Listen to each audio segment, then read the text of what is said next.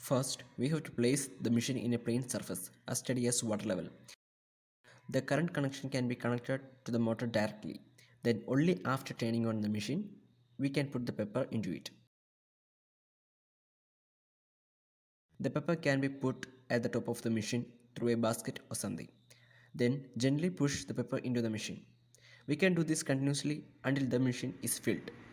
At a time, we can fill up to 25 kg of pepper in the machine.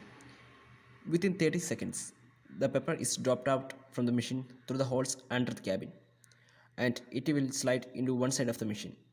The thread of the pepper will be inside of the machine.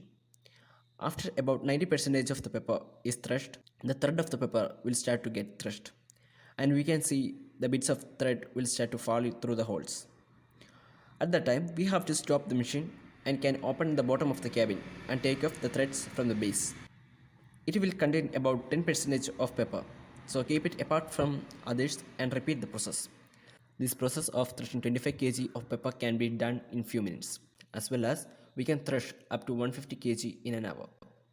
The threads which contain 10% of the pepper can be threshed after the first section is completed.